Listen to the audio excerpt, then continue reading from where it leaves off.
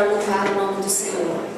Mas essa tarde, esse dia, como é o dia de Páscoa, nós cristãos devemos louvar a Deus, louvar a Jesus, aquele que um dia morreu na cruz do Calvário, mas ao terceiro dia ele ressuscitou, para que hoje nós tivéssemos vida, para que hoje nós tivéssemos a salvação. Por isso louve ao Senhor com alegria, porque Ele está aqui para receber o seu louvor.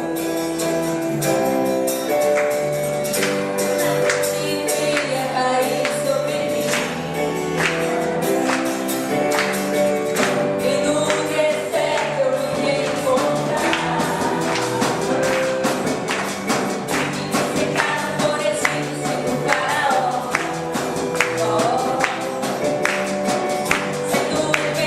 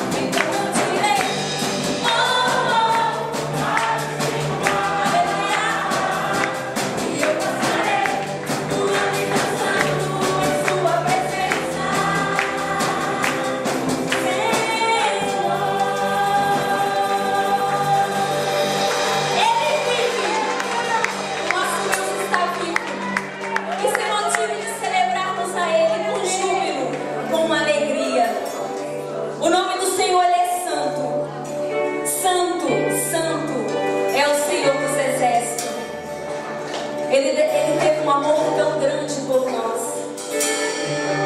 Não existe amor maior do que o amor do nosso Deus por cada um de nós essa tarde. Exalte o nome do Senhor. Porque não há outro como Ele. Ele é único. Ele é soberano.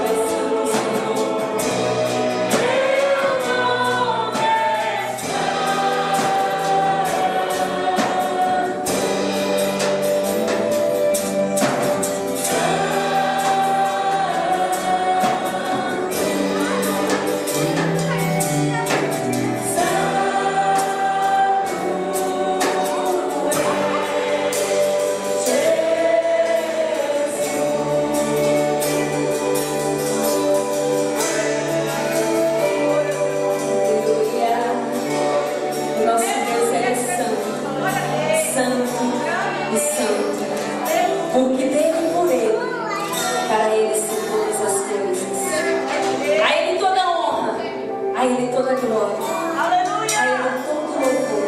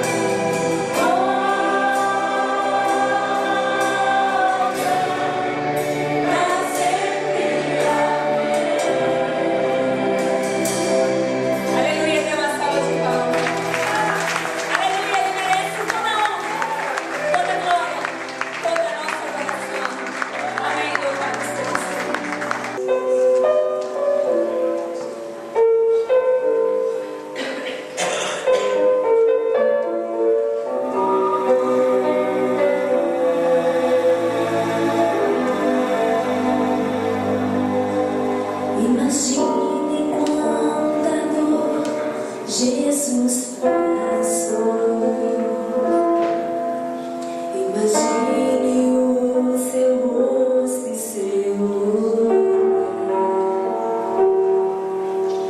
Veja os cravos em suas mãos e em seus pés. Açoitado ele foi, rejeitado ele foi. Ele era o rei, coroado foi, mas a coroa era de espinhos. Foi por amor,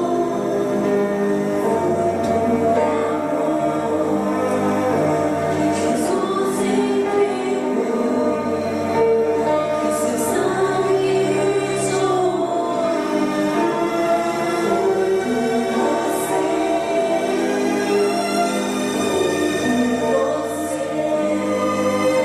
Ele o preço pagou, por amor nos salvou.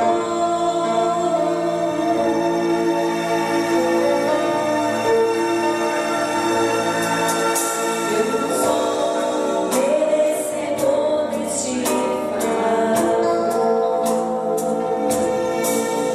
sou tão pobre e miserável pecador. No Calvário meu Jesus se entregou, o Cordeiro de Deus, o Filho de Deus, sobre si levou toda a culpa e dor. Com suas feridas e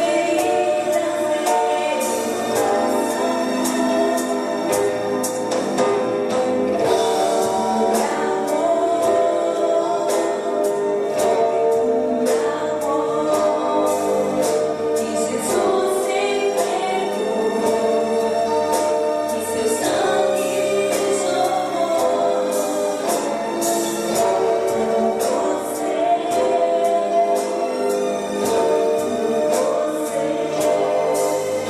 Ele o preço pagou, por amor nos salvou. Sacrifício se fez,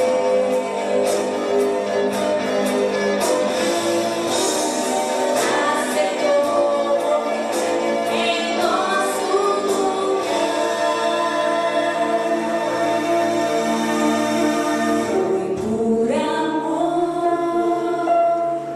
Foi por amor, foi por amor,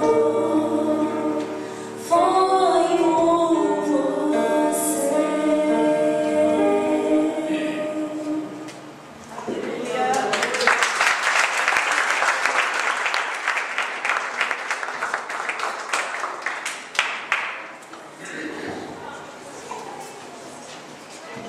A paz do Senhor, amém? Nós de seguida vamos presenciar, vamos ver uma peça que vai ser apresentada em 3 atos. E desde já peço a vossa atenção para o seguinte: de um ato para o outro há sempre um intervalo para que saia muito cedo entre um outro. Nós gostaríamos que nesse intervalo ninguém se manifestasse, que é para não quebrar o ritmo da peça que vai ser apresentada, está bem? A peça tem por fundo o julgamento de Jesus, aquilo que ele sofreu, está bem? Ao diálogo entre os sacerdotes responsáveis pelo julgamento de Jesus, ao diálogo entre as autoridades romanas, neste caso Pilatos e o centurião responsável pela crucificação, e por último nós temos as mulheres que a Bíblia nos conta que foram ao sepulcro e entre elas conversam acerca da ressurreição de Jesus. Parece-me que não é costume dizer-se nas igrejas quem é o autor da peça, mas eu tenho para mim que a quem honra, honra. Eu fui informado informado que o autor desta peça que vai ser apresentado é do nosso estimado irmão Luís Soares, que já nos tem honrado com a sua presença aqui. Amém? Ele é o autor da peça e eu peço a vossa atenção. Eu peço-vos por favor. Imaginem que vocês estão num teatro a sério, a ver uma peça. Ninguém faz barulho, ninguém fala, não há conversas paralelas para não perturbar os atores. É claro que nós aqui não estamos no teatro, mas nós queremos que os que vêm aqui representar possam dar o melhor de si mesmos e queremos que ninguém perca o sentido da peça e, por conseguinte, é ouvir-nos. Amém? E como nem todos têm voz alta, voz forte, eu dou uma peça a todos em nome de Jesus, por favor, durante a peça. Aliás, não é só durante a peça. Quando alguém está aqui a falar, a pregar, a testemunhar, é bom que se esteja. Analisar essas escrituras e ver se na Israel de algum profeta. Estamos cansados que os brasileiros não podem chegar. Oh, esse escravo glorioso, cheio de poder, glória e majestade. Mas e se ele viesse primeiro assim, digamos, que disfarçado? O Messias era imponente, glorioso, cheio de poder político e militar. Uma pessoa importante. Um carpinteiro, político carpinteiro. E se ressuscitasse, não era Gil? Nessa altura, já acreditariam que era mesmo o Messias? Qual ressuscitar? Ele não ressuscita, e mesmo que ressuscitasse, Messias não pode ser carpinteiro, nem que ele ressuscitasse, eu não acreditaria. Vejam lá o que se mede, ou providência. isso, vamos tomar providência. Vamos guardar o túmulo de Jesus de Nazaré, para que não aconteça que o discípulo roube o corpo e diga que ele ressuscitou. Isso seria um erro pior do que o primeiro. Vamos pedir agora das manipuladas, vamos falar com ele. Isso, boa ideia. Vamos.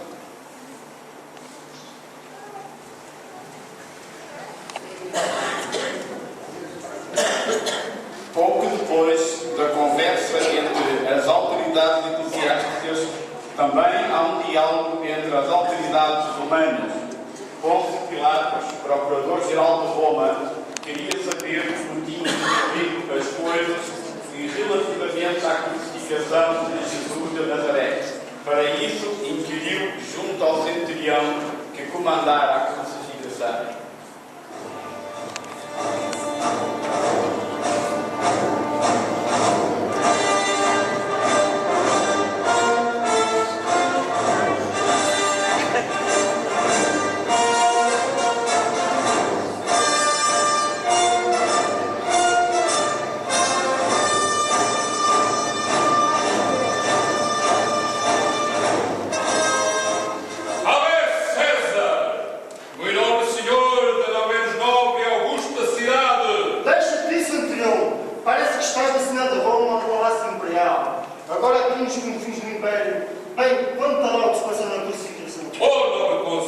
Espetáculos destes dispenso eu de bom grado. Estás cansado de obedecer a Roma?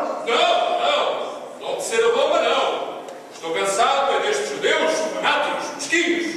Ossos do ofício, meu caro centurião. Às vezes temos de fazer coisas contrárias à nossa consciência. Aquele homem estava inocente. Jesus de Nazaré, ele era um homem justo. Via-se no rosto, nas atitudes, nos procedimentos. Aquele homem era superior. Nisso eu dou-te razão. A minha mulher mandou-me um bilhete a dizer para não entrar na causa daquele justo, pois havia sofrido muito num sonho por causa dele. Eu declarei-me inocente, até lavei as minhas mãos em frente àquela gente. Tudo isto foi por inveja e ciúmes. Estes judeus são fanáticos, mesquinhos, ciumentos. Botaram-me entre a espada e a parede quando disseram: se soltas este, não és amigo de Roma. Tive que se ver neste aspecto. Mas se não, imagines que ficava comigo. Mas depois vinguei-me deles ao mandar colocar na cruz a placa que dizia: Jesus de Nazareno, Rei dos Judeus. O que eles me pediram para retirar essa placa? Pelo menos que alterasse o que lá dizia nas 3 línguas mais conhecidas. Mas eu disse: ordens de Roma não se discutem. Pelo caminho, correu bem? Oh, não. Um espetáculo triste. O homem, ele caía com a cruz. Os soldados batiam. E as mulheres, coitadas, choravam. Ele chorou, praguejou, disse mal de Roma. Nada. O homem foi impecável. Até disse às mulheres: para não chorarem por ele, mas chorarem antes por elas próprias e pelos seus filhos. Impecável! Eu nunca vi um homem assim. Eu não acredito nem nos judeus, nem na religião deles. Mas se acreditasse, até dizia que aquele homem era mesmo o tal Messias. E tu não viste a parte final? Perto da hora nona, quando ele estava a morrer, o sol escureceu, a terra tremeu, as rochas fedeu-se. E quando aqui cheguei, disseram-me que nessa hora o véu do templo tinha-se rasgado de alto a baixo. Sabes o que eu fiz? Perante tudo isto, eu dei glória a Deus. Parece que queres competir no meu judaísmo. Diz-me só uma coisa. Ele morreu mesmo? Sim, confirmado. Os soldados viram logo que ele estava morto. E nem que foi preciso partir-lhe os ossos das pernas. Todavia, um soldado, para confirmar melhor, ainda o trespassou com uma lança. Eu que tenho dois senadores a pedir em Porto de Nazaré. Dois homens respeitáveis, Nicodemos e José de Arimateia, que querem sepultá-lo. E eu precisava de ter a certeza que ele morrera mesmo. Sim, ele morreu mesmo. Podes conceder-nos o corpo. Mas prepara-te, porque os judeus ainda vêm por aí a pedir a guarda romana para ir guardar o sepulcro. Guardar o sepulcro? Onde é que se chama isso? Os mortos não fogem, só aqui na Palestina.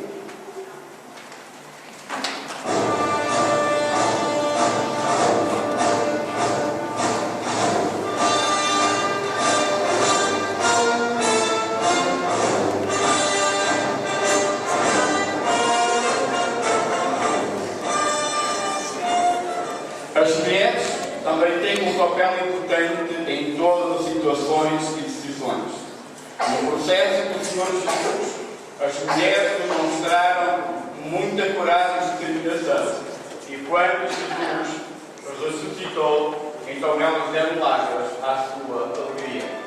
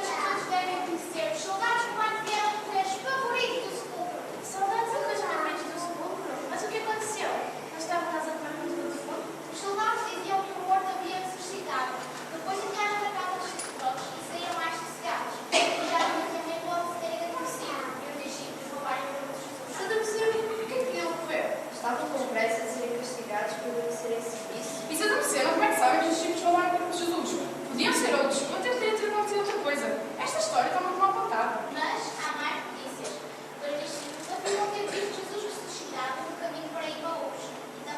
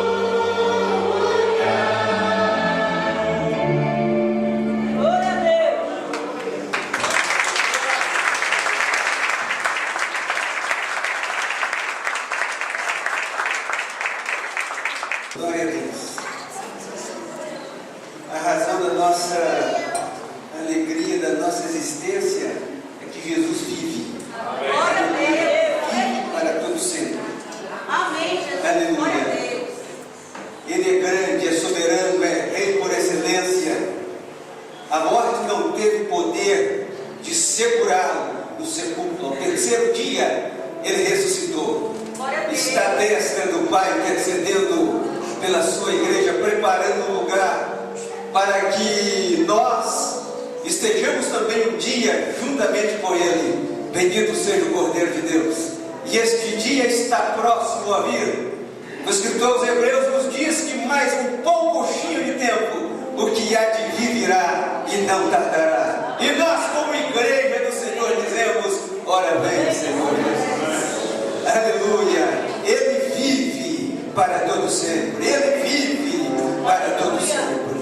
Aleluia. Bendito seja o nome do Senhor. Se alguém entre nós nesta noite ou nesta tarde, aleluia, pensando na possibilidade de Jesus continua morto, continua pendurado no madeiro, está equivocado. Temos boas notícias para si nesta tarde. Ele saiu do madeiro e foi para a glória, foi para o céu. Aleluia. Bendito seja o nome daquele que é, daquele que era, do que há de vir, o Todo-Poderoso. A Ele um forte aplauso nesta tarde, porque Ele vive para todo sempre.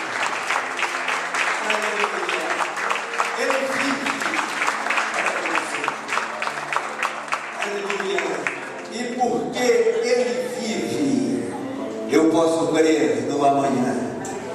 Porque Ele vive, há uma luz no fundo do túnel para a sua vida. Porque Ele vive a paz no seu coração. Aleluia. Porque Ele vive a esperança para a sua vida. Nem tudo está perdido. Com Cristo há uma saída. Aleluia. Você pode adorá-lo nesta tarde, porque Ele vive.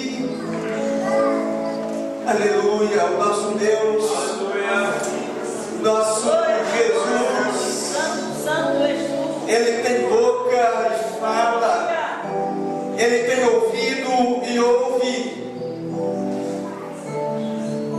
As mãos dele estão estendidas sobre as nossas vidas. Aleluia. Não saia debaixo das mãos do Senhor. Não saia do lugar que o Senhor te colocou, porque no lugar que Ele te colocou é o lugar da bênção para a sua vida.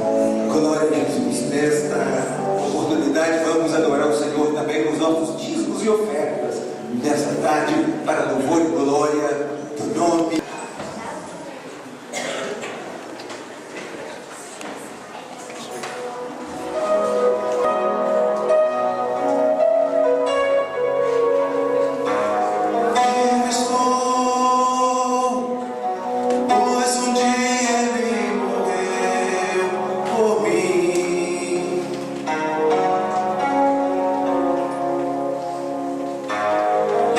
Estou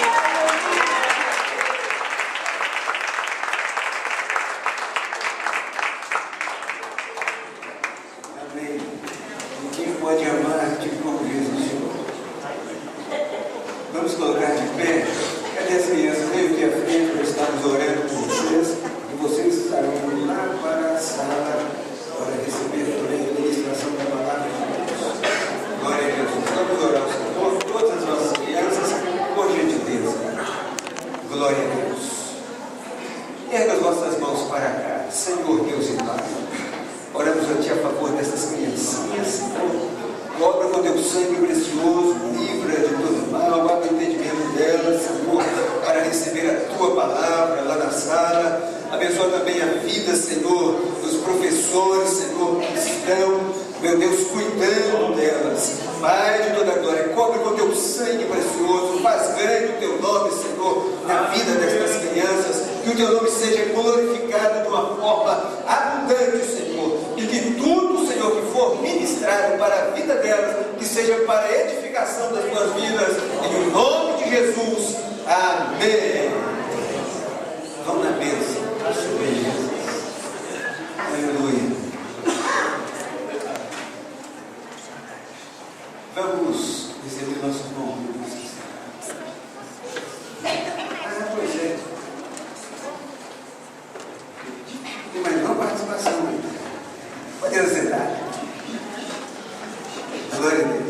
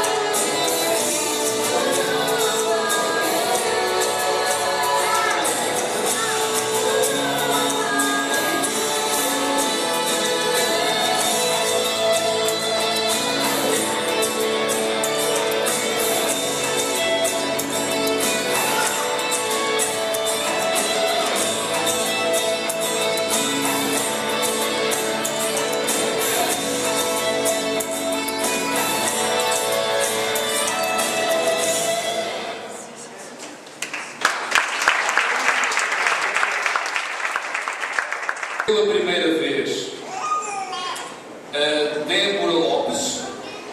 Olá, Débora, posso ficar de pé para nós te conhecermos? Bem-vinda. E temos também Maria Neiva Lopes, que é familiar. Gabriel. Como? Gabriel. Gabriel? É a mãe e a irmã do Gabriel. Ok. Também e irmã. Muito bem, bem-vindas. Nós estamos felizes pelas nossas visitas, pela primeira vez aqui. Vamos ficar todas de pé e vamos dar um bem-vindo, como só nós sabemos dar aqui em Gaia. Muito bem-vindo em nome do Senhor Jesus. Bem-vindas, sintam-se em casa. Esta também é a vossa família. Muito obrigado pela vossa presença. Temos outras pessoas que estão cá também que nos visitam, não pela primeira vez, já receberam bem-vindos noutras alturas, são igualmente muito bem-vindas ao nosso meio. Ora, a nossa festa ainda não terminou. Nós temos ainda mais uma participação que será depois da pregação. Nós vamos meditar um pouco acerca da palavra do Senhor nosso Deus. E vamos ler um versículo que está no Evangelho segundo São João, no capítulo 19,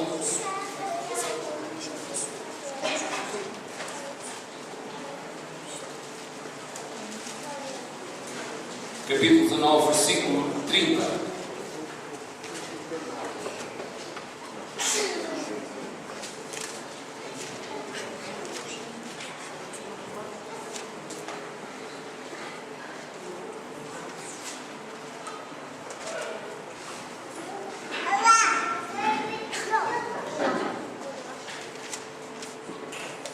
Evangelho segundo São João, capítulo 19, versículo 30.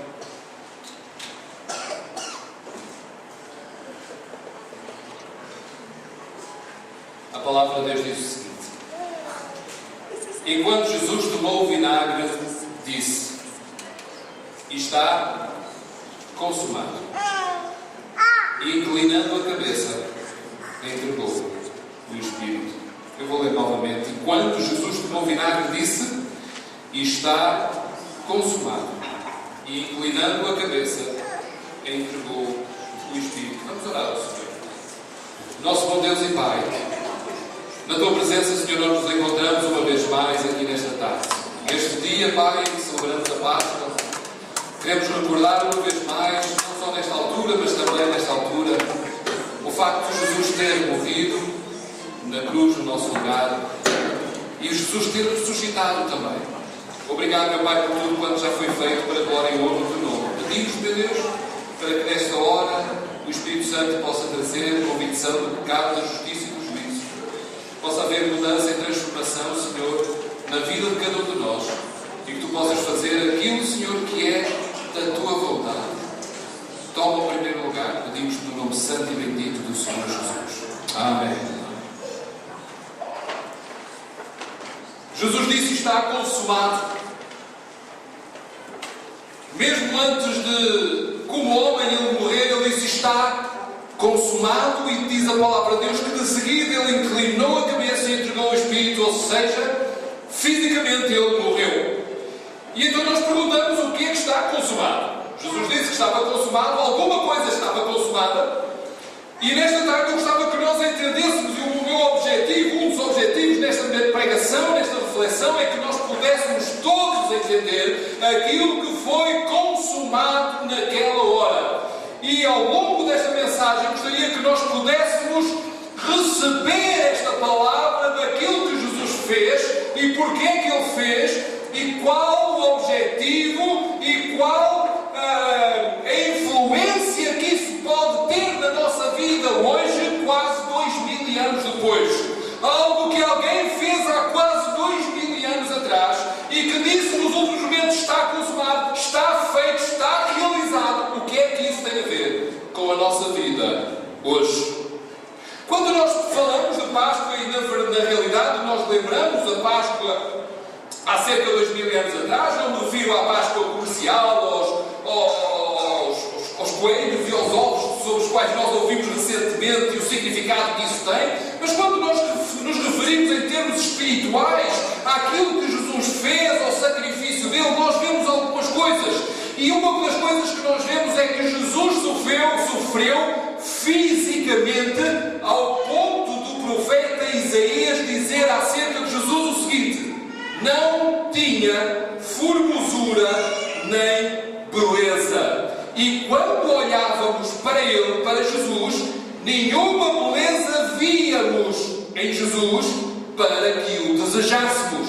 E ele continua a dizer a respeito de Jesus que ele é um homem de dores e experimentado nos sofrimentos.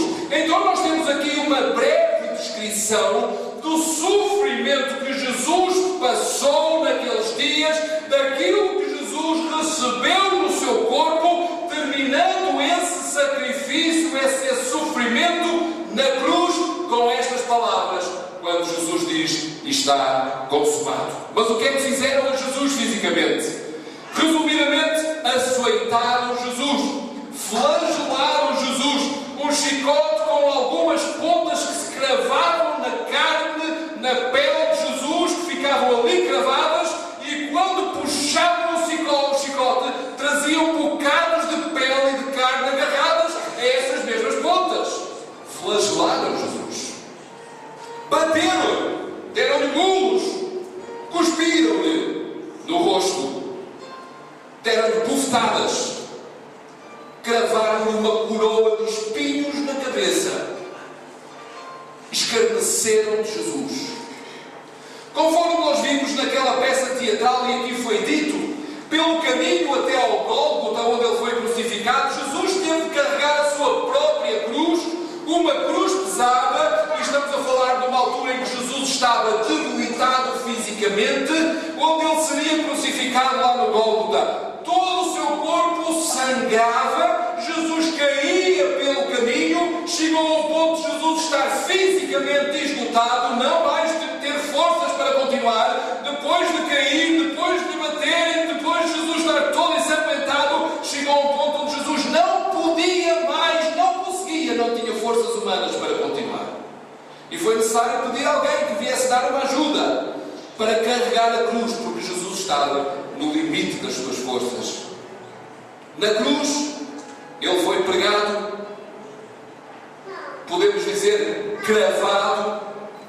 Os pregos antigamente não eram pregos todos jeitosos e aguçados como nós temos nos nossos dias.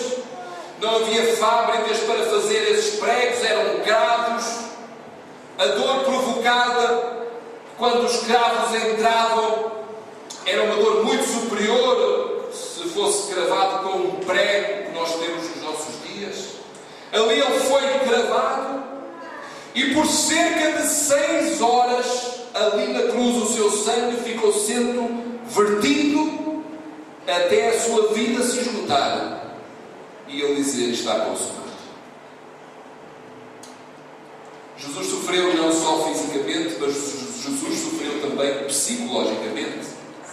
O mesmo profeta Isaías diz: era desprezado e rejeitado pelos homens, e como um de quem os homens escondiam o rosto com vergonha, ele era desprezado e não fizemos dele caso algum. Jesus não só sofre fisicamente com estas descrições que nós lemos na palavra de Deus, mas Jesus também psicologicamente sofreu, sendo desprezado pelos homens, pelos seres humanos.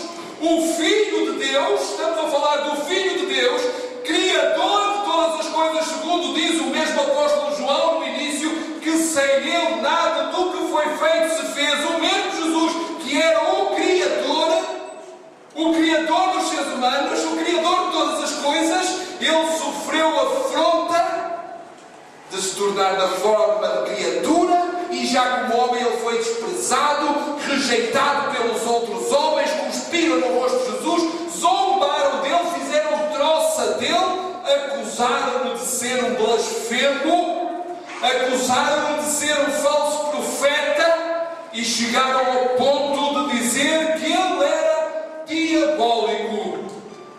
Estamos a falar de Jesus, o Filho de Deus. E tudo aquilo que eu estou a dizer, não estou a inventar. Tudo isto diz da palavra de Deus. Mas Jesus não sofreu apenas fisicamente, Jesus não sofreu apenas psicologicamente, Jesus sofreu mais e sofreu a punição por causa do pecado da humanidade. Meus amigos, Deus deu uma lei ao ser humano. E nós, quando olhamos para a lei de Deus e olhamos para nós, facilmente concluímos que nenhum de nós consegue cumprir a lei de Deus na sua totalidade. Quando nós estamos ali na rua de Santa Catarina e nós falamos às pessoas acerca da lei de Deus, porque sempre falamos da lei de Deus, e as pessoas que nós dizemos a essas mesmas pessoas com as quais nós dialogamos, dezenas e dezenas e dezenas, centenas de pessoas com as quais nós temos falado nos últimos meses, e quando nós falamos a lei de Deus, eu digo, olha, a lei de Deus é perfeita. Se nós cumpríssemos a lei de Deus, nós seres humanos, este mundo era um paraíso. Não havia roubos, não havia assassinatos, não era necessário polícia para tomar conta das pessoas, não era necessário nada. E as pessoas concordam e dizem, de facto, é verdade. Se a lei de Deus fosse cumprida, este mundo seria um paraíso. Mas a realidade é que a lei de Deus não é cumprida. E então nós olhamos para a lei de Deus e olhamos para nós e vemos o incumprimento dessa mesma lei. E a desobediência, o incumprimento da lei de Deus, a desobediência é pecado. Então Jesus sofre a punição por causa do pecado. E qual é este pecado? Vamos dar alguns exemplos para nós entendermos. Quando nós mentimos, ainda que seja uma mentira pequena, e por vezes eu falo com algumas pessoas e dizem, mas a mentira, algumas mentiras não fazem mal a ninguém. São mentiras pequenas. E eu por vezes dou este exemplo, olha, o senhor ou a senhora conduz, carta de condução, sim. Se entrar num sentido proibido, ainda que sejam só 20 ou 30 ou 50 metros, só um bocadinho, é desobediência à lei ou não é? E as pessoas são honestas e dizem que sim, é desobediência à lei, mas foi só um bocadinho, não fez mal a ninguém. Foi só um bocadinho, ninguém viu. Mas é desobediência ou não é? É. A mentira é igual. A desobediência à lei de Deus, ainda que seja só um bocadinho, é desobediência. E a Bíblia diz que a desobediência à lei de Deus é pecado. Quando nós temos pensamentos de luxúria, quando nós cobiçamos aquilo que não é nosso, e todos nós já passamos por isso, olhamos para alguma coisa que não é nossa e cobiçamos. Temos pensamentos errados, ninguém sabe, ninguém vê, ninguém viu. Mas Deus soube, Deus viu, Deus conhece. Mas não fez mal a ninguém, desobedeceu à lei de Deus. Desobediência à lei de Deus é pecado. Então nós vamos cometendo estas coisas ao longo da nossa vida, e isto é pecado que vai sendo acumulado. Jesus sofreu a punição do pecado na cruz do Calvário. O meu pecado, o teu pecado, o pecado de toda a humanidade foi colocado sobre Jesus naquela hora. E Jesus carregou com esse peso, com esse pecado sobre ele. O pecado de toda a humanidade estava sobre Jesus naquela hora. Ele tomou sobre si o nosso pecado, a sujidade do pecado. Jesus tomou sobre si para que eu e tu pudéssemos ficar limpos desse lixo que escraviza, que oprime, que destrói a vida, que tira a paz, que tira a felicidade, que rouba tudo aquilo que Deus quer que nós tenhamos, mas que por causa do pecado nós não conseguimos ter, porque o diabo rouba-nos isso tudo. A vida que Deus quer que nós vivamos não é a vida que o ser humano vive. Deus quer coisas maravilhosas e fantásticas para cada um de nós. Quando Deus criou o mundo, não criou o mundo para o mundo ser como é hoje e como tem sido ao longo destes milhares de anos. Deus não queria que assim fosse, mas nós estragamos o mundo com o pecado, com a desobediência à lei de Deus. Em Gálatas capítulo 3, versículo 13 diz o seguinte: Cristo resgatou-nos da maldição da lei, fazendo-se Ele mesmo maldição por nós, porque está escrito: maldito todo aquele que for pendurado no madeiro. Então Jesus resgatou-nos da maldição da lei que nos condenava, e aquilo que Jesus fez foi colocar essa maldição para que nós pudéssemos ficar livres dessa mesma maldição. Em 2 Coríntios capítulo 5, versículo 21 diz o seguinte: aquele que não cometeu pecado, Jesus, Deus o fez pecado por nós, para que nele, em Jesus, nós fôssemos feitos justiça de Deus. Isto é fantástico e maravilhoso. Jesus tornou-se um pecado na cruz para que o pecador, eu e tu, fôssemos feitos justiça. Aquele que era justo, aquele que era limpo, aquele que é santo, aquele que é reto, ele sujou-se com o pecado, o meu e o teu pecado. Ofereceu-nos a justiça dele, a santificação dele, a pureza dele, e pegou na nossa impureza, no nosso lixo, na maldição da condenação que estava sobre nós, e colocou sobre ele. Jesus sofre fisicamente, Jesus sofre psicologicamente, e Jesus sofre a punição do pecado, a maldição do pecado e a ira de Deus Pai por causa desse mesmo pecado.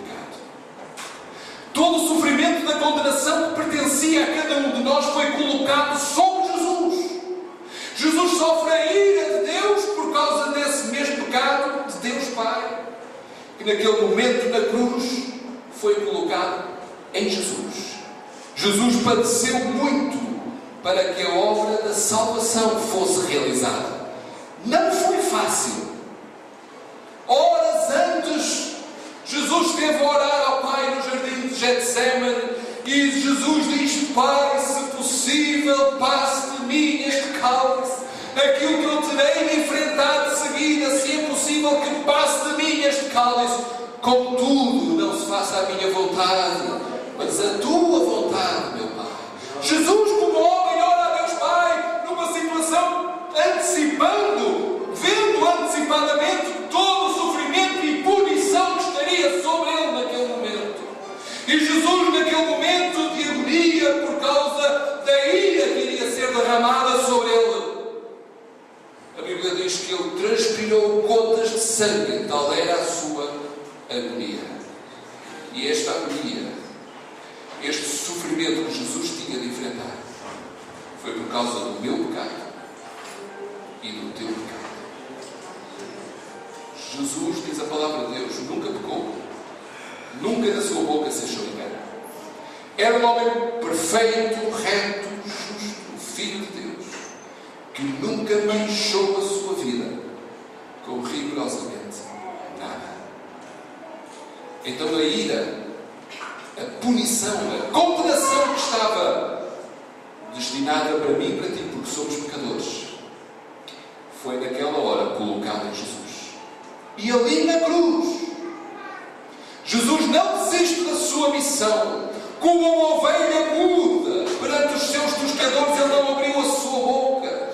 Como uma ovelha que vai para o matadouro, ele não abriu a sua boca, não reclamou, não desistiu, não utilizou os seus poderes como filho de Deus, mas ele ali deixou-se, entregou-se e deixou-se ali crucificar, porque ele tinha um objetivo maior, e o objetivo maior era salvar-me e salvar-te, porque o amor dele por mim e por ti é tão grande, tão grande, tão grande, que Jesus enfrentou tudo o que tinha de enfrentar para que eu e tu não fôssemos condenados.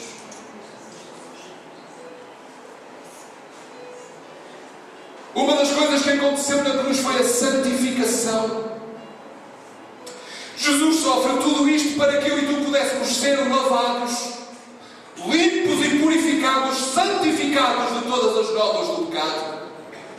1 Coríntios capítulo 6, versículo 11 diz o seguinte: mas haveis sido lavados, mas haveis sido santificados, mas haveis sido justificados em nome do Senhor Jesus.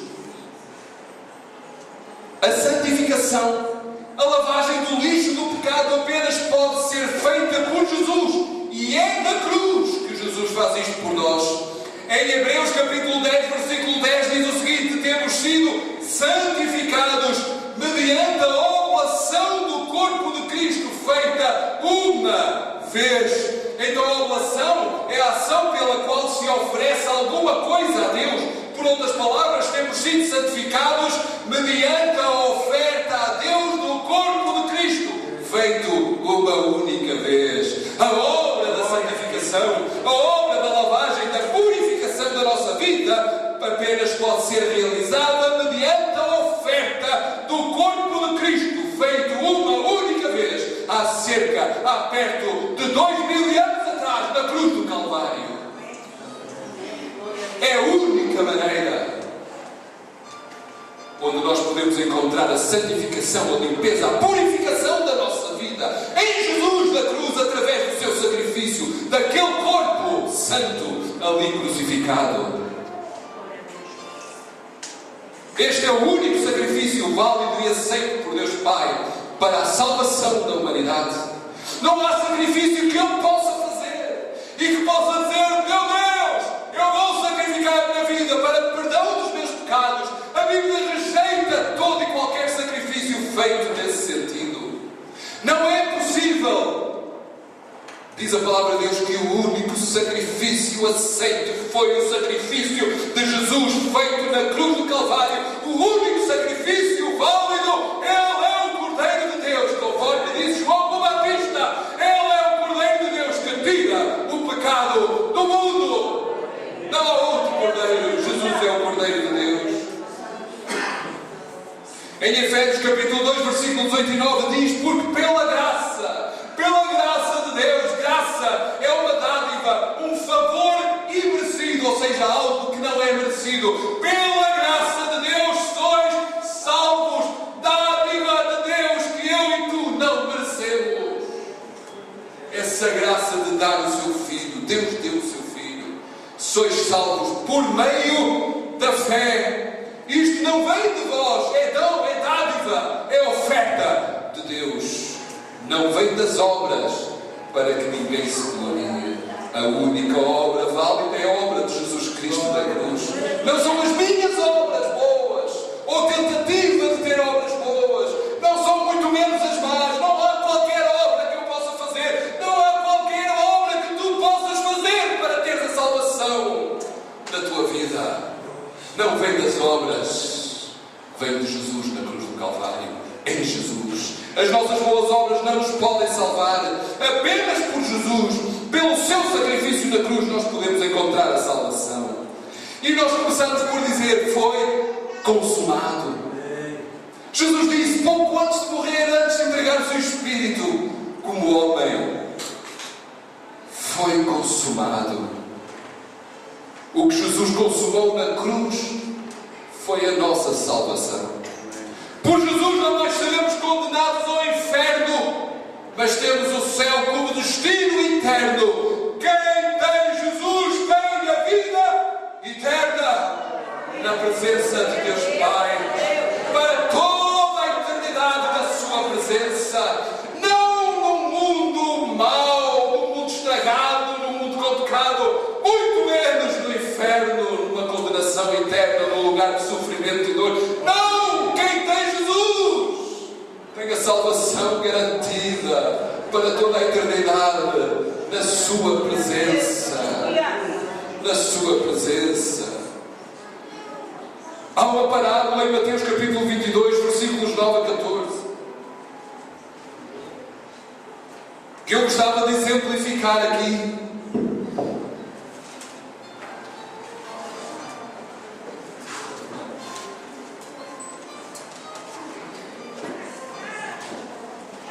Esta parábola fala-nos de umas bodas. Esta parábola fala-nos de um rei que tinha um filho e houve as bodas desse mesmo filho. E as pessoas foram convidadas para virem para a festa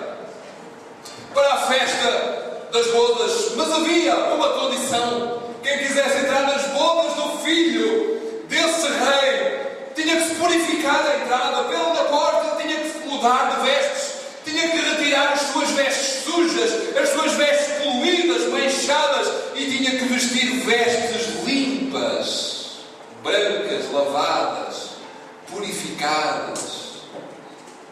Quando o rei chega à boda, quando o rei entra para dar início, ele repara que no meio de todas aquelas pessoas limpas, lavadas, purificadas, brancas, havia um homem que não estava com as vestes nupciais. Tentou entrar à socapa nas bodas do filho do rei. E ali tentava ficar com as suas vestes sujas. E o rei viu logo e disse: como é que tu entraste aqui, não tendo as vestes nupciais? As vestes eram gratuitas. Era só tu na porta teres trocado. Eu oferecia a limpeza e a purificação das tuas vestes. Deixavas as tuas velhas roupas para trás. E eu oferecia roupas novas e lavadas. Porquê que tu não fizeste com os outros? Porquê que estás aqui sujo? No meio daqueles que estão lavados e purificados. Então o rei diz aos seus servos: pegai este homem, amarrai-o e colocai-o lá fora, nas trevas exteriores, porque ele não pode estar aqui assim. E esse homem foi colocado lá fora. Meu amigo,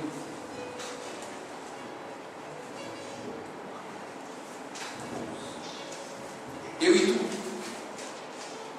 vestimos vestes manchadas e coronas. As nossas vestes deveriam ser brancas.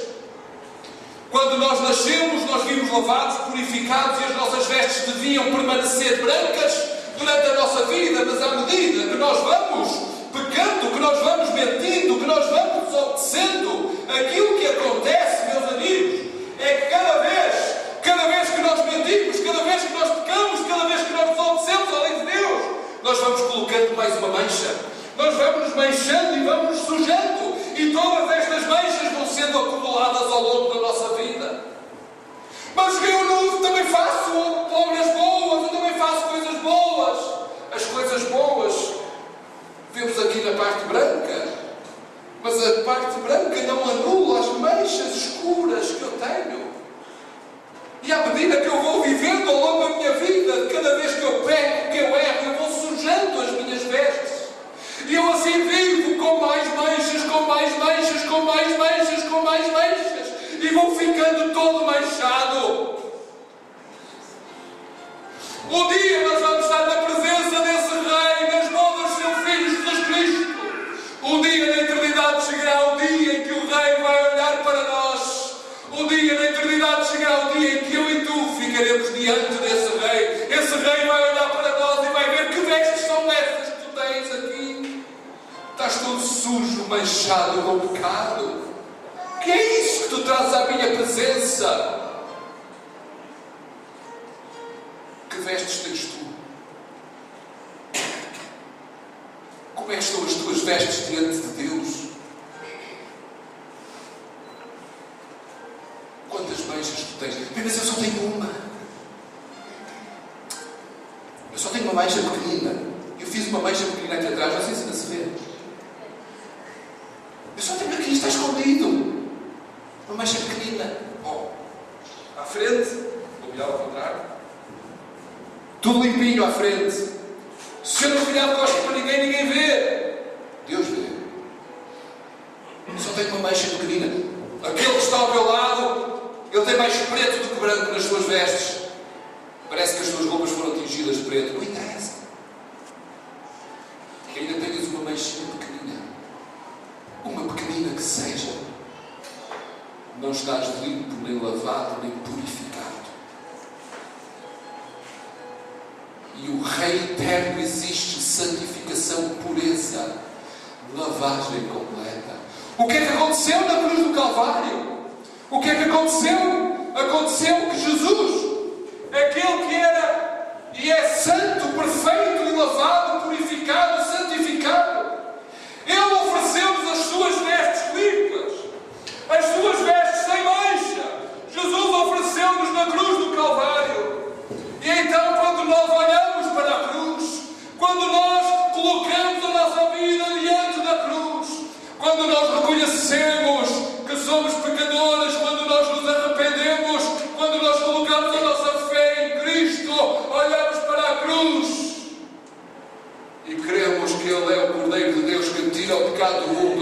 acontece é que as nossas vestes tornam-se brancas, as nossas vestes tornam-se lavadas, purificadas, não mais vestimos as vestes manchadas com o pecado, não pelas nossas obras, mas por aquilo que Jesus fez na cruz do Calvário. Então, naquilo que aconteceu na cruz é que nós trocamos de vestes com Jesus.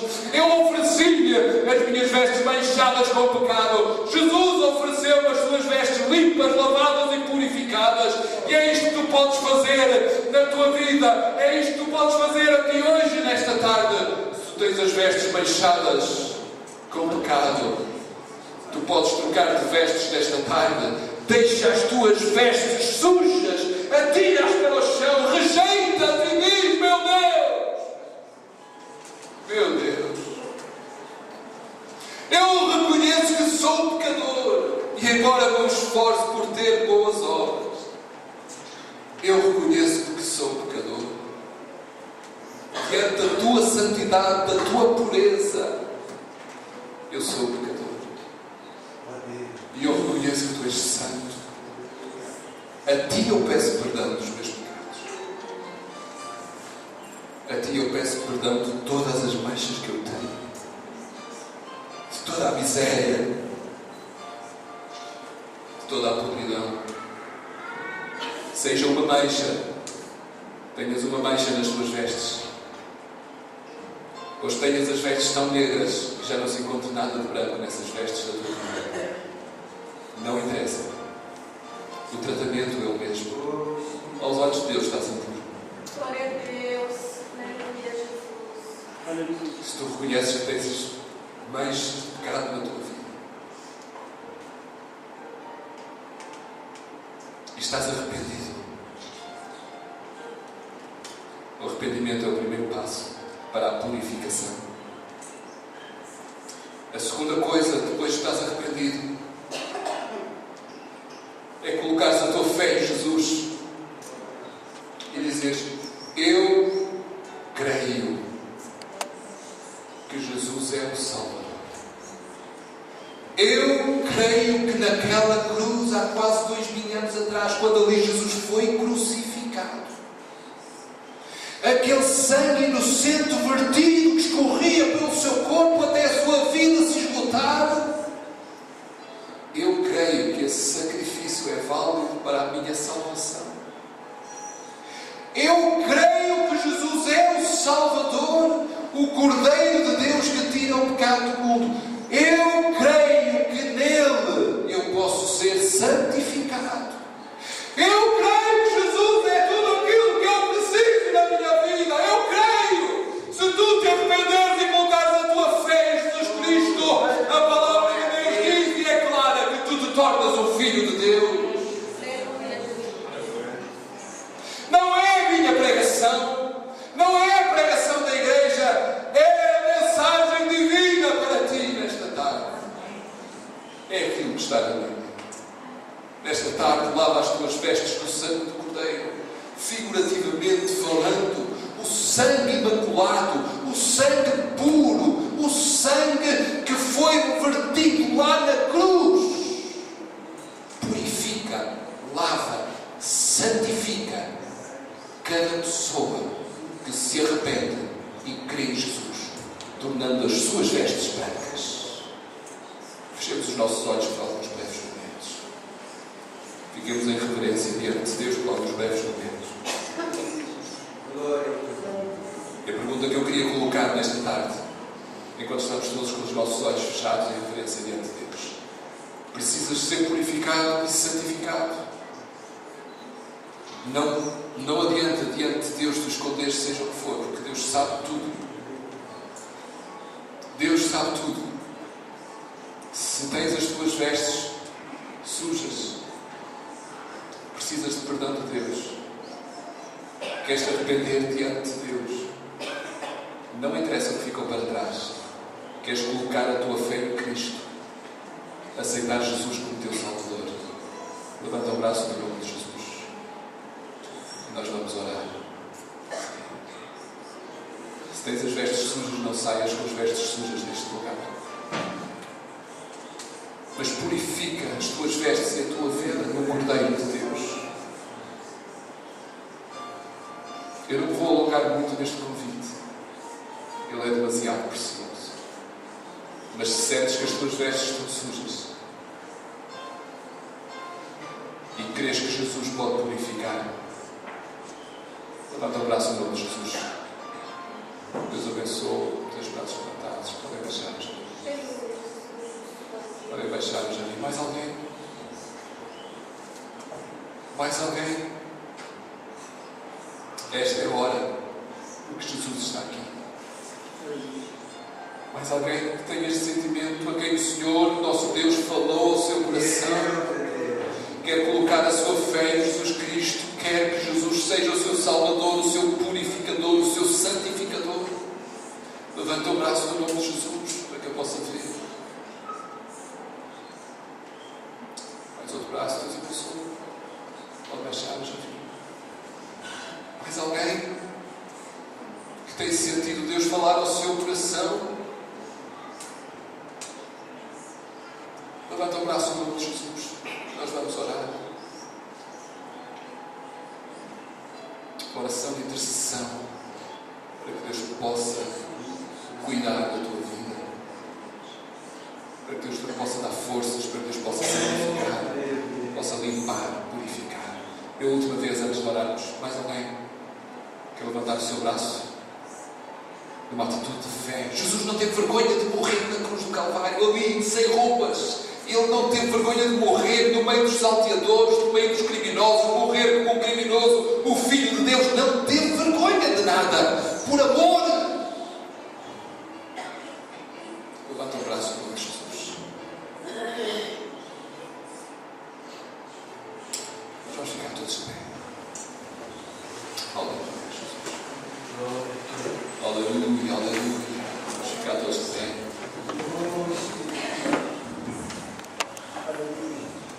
E vamos orar ao Senhor, nosso Deus.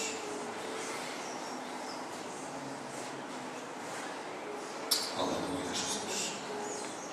Aleluia. Obrigado, meu Deus e Pai. Obrigado por aquilo que Jesus fez na cruz do Calvário.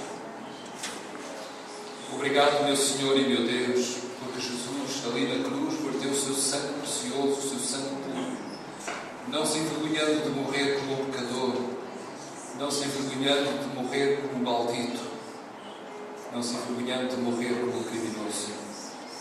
Obrigado, Pai amado, por tão grande amor, que levou Jesus a morrer no nosso lugar, para nos trazer a salvação e nos santificar, purificar e lavar. Meu Deus, estas vidas que têm levantado o seu braço, Senhor, meu Deus, reconhecendo diante de Ti que precisam de purificação nesta hora, Senhor, eu peço no nome de Jesus que Tu possas trazer o perdão, a purificação, a santificação das suas vidas. E se alguém ainda não Te conhece, meu Deus, e ainda não aceitou Jesus e o fez nesta tarde,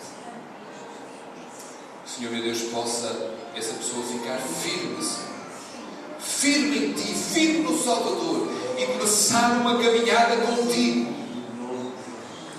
Uma caminhada que começa aqui nesta vida e continua por toda a eternidade e nunca mais termina. Meu Deus, guarda cada um para Ti. Abençoa o Teu povo de uma maneira maravilhosa. No nome santo e bendito do Senhor Jesus. Amém. Amém. Graças a Deus. Aleluia. Aleluia, graças a Deus. Os irmãos podem fazer o favor de ficar sentados. As crianças vão de seguida ter uma participação. Nós vamos escutar com alegria a participação das crianças. Creio que já estão prontas, pelo menos já estão a ver. Ainda não? Vamos escutar com alegria e ver a participação das nossas crianças. Amém? Já ouço bem delas. Não sei se ele vai participar ou não, mas já ouço bem delas.